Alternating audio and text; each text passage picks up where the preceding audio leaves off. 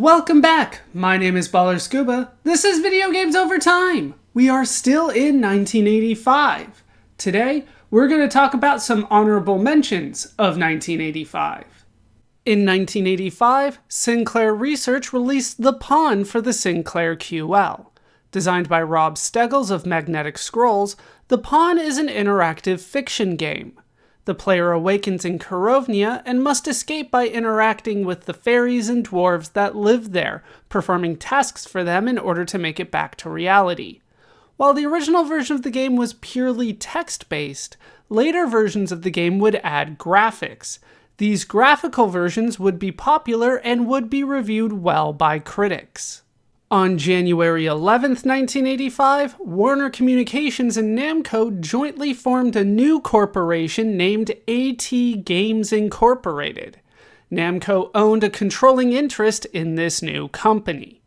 Warner Communications transferred the coin-operated games division of Atari Games to AT Games Incorporated, effectively giving Namco control of the coin-op division. Namco put Hideyuki Nakajima as president of AT Games Incorporated. Seemingly only to make things more confusing, Warner Communications would then rename the company. AT Games Incorporated would become Atari Games Corporation. In 1985, Ultimate Play the Game released Alien 8 for British computers. Using the same Filmation engine as Knight Lore, Alien 8 is an action-adventure game where a player controls a robot. The robot must explore the large spaceship to reactivate the life support systems by collecting the proper circuits and putting them back to the proper locations. In early 1985, Steve Wozniak left Apple.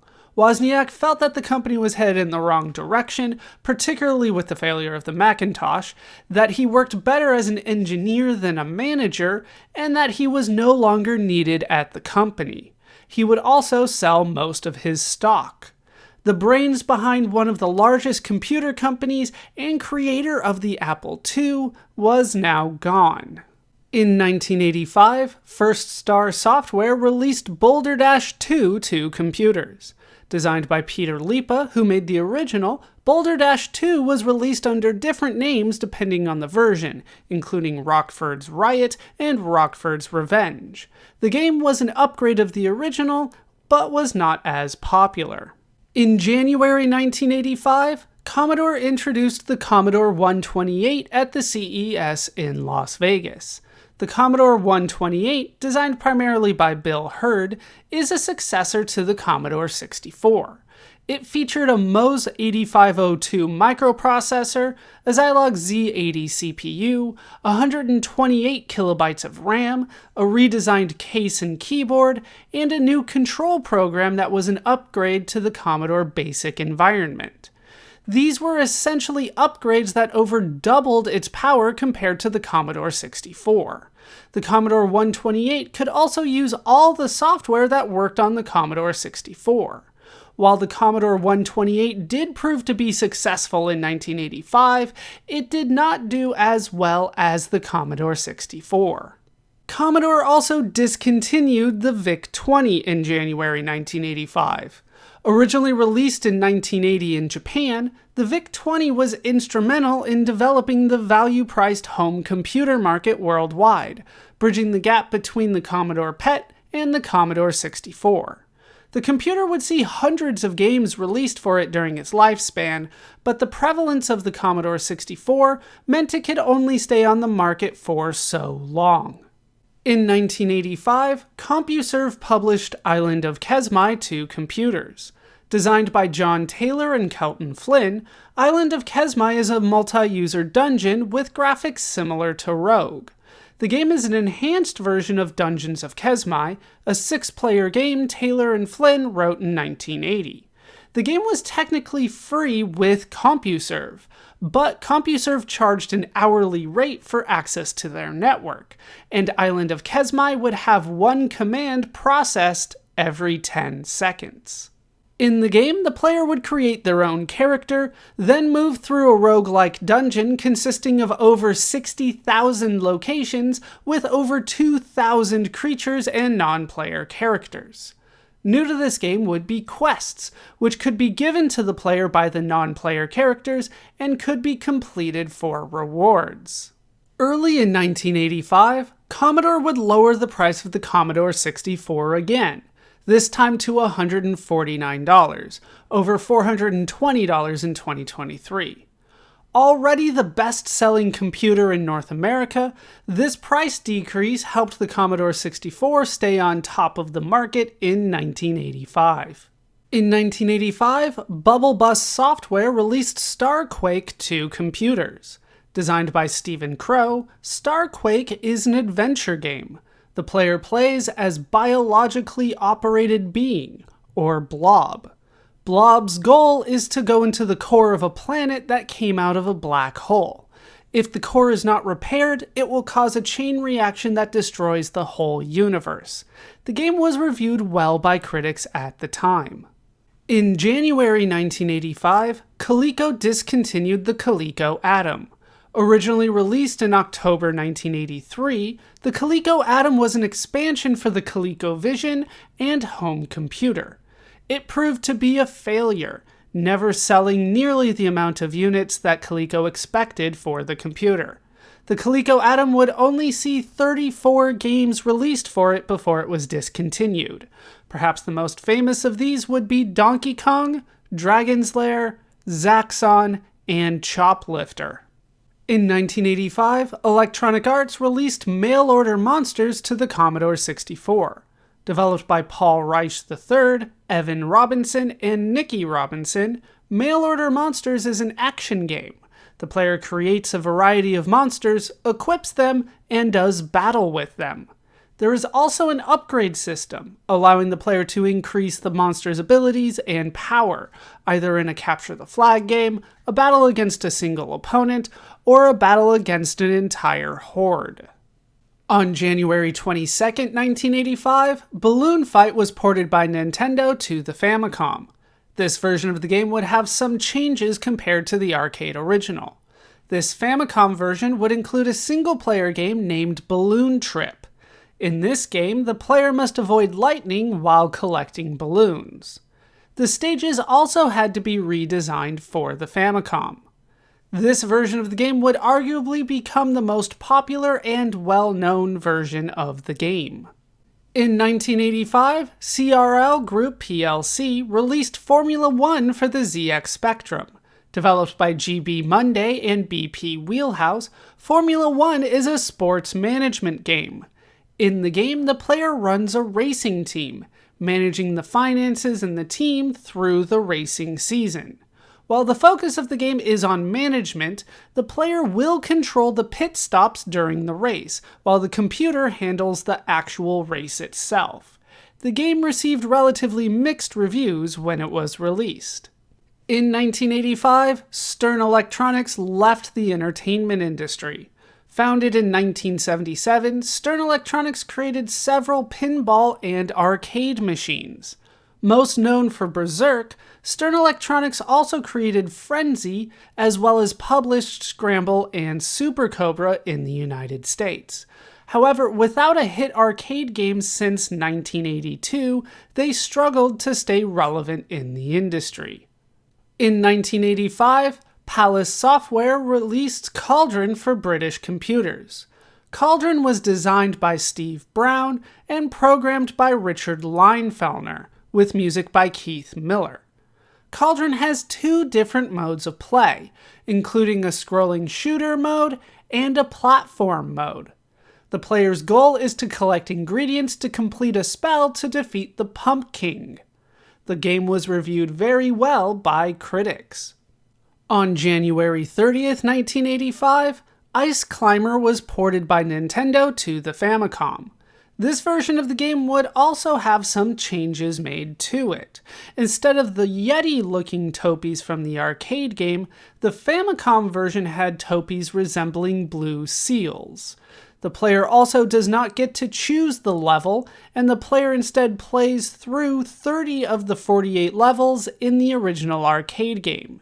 This version of the game would become the most well-known and most popular, selling about 1.5 million copies. Also in 1985, Ice Climber was ported to the PC 8801. Published by Hudson Soft, this version had a much more limited color palette and had to rework the display to be able to work on the Japanese computer. In 1985, Ocean Software released Frankie Goes to Hollywood to British computers. Designed by Denton Designs, Frankie Goes to Hollywood is an adventure game based on the band of the same name. The player's ultimate goal is to reach the Pleasure Dome by becoming a full person.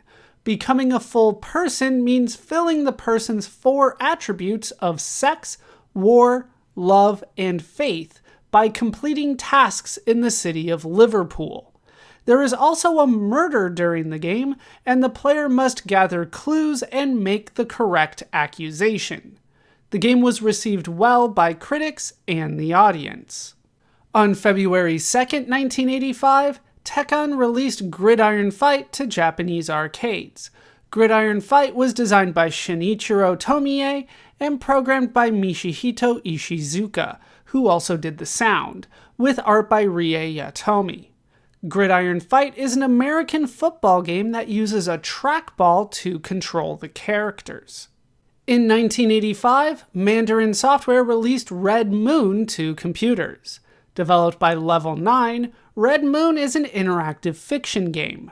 Technically a sequel to Lords of Time, Red Moon has the player search for the Red Moon Crystal, which must be recovered to save Bascalos from destruction.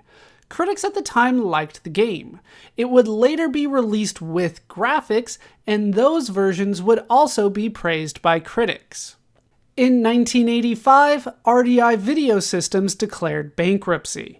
The creators of Dragon's Lair and Space Ace, Rick Dyer and RDI Video Systems, attempted to release the Halcyon video game console in January 1985.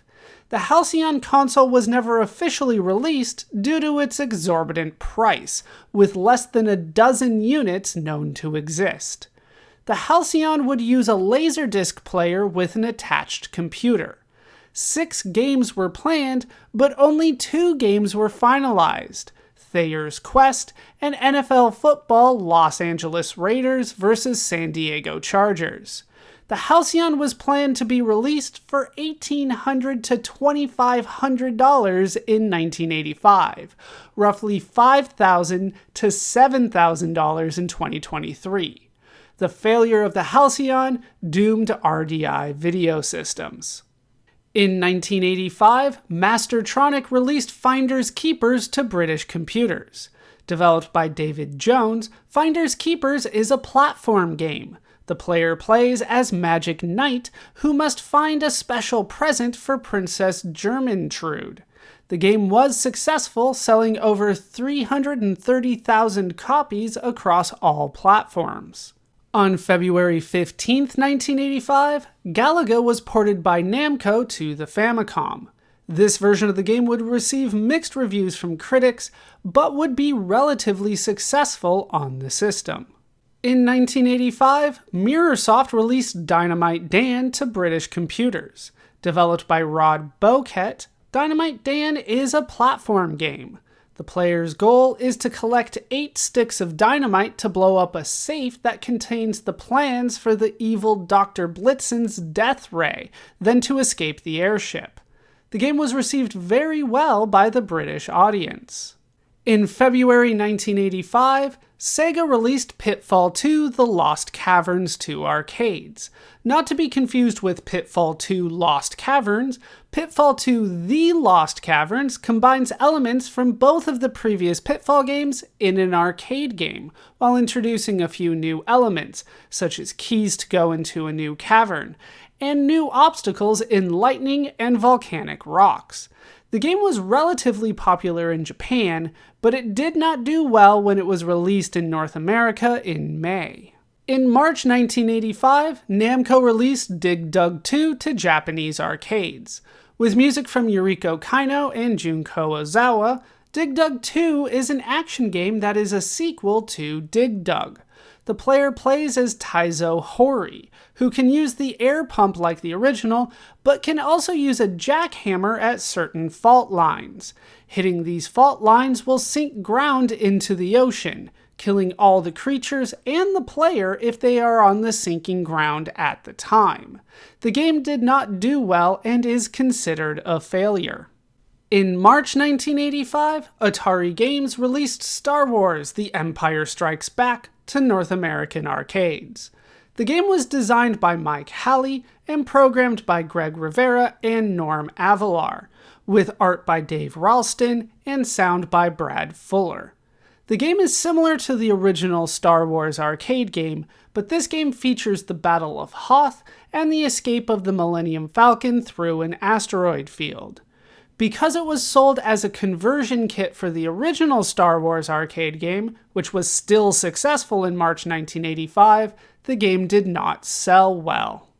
In 1985, Software Projects released Jet Set Willy 2 to British computers.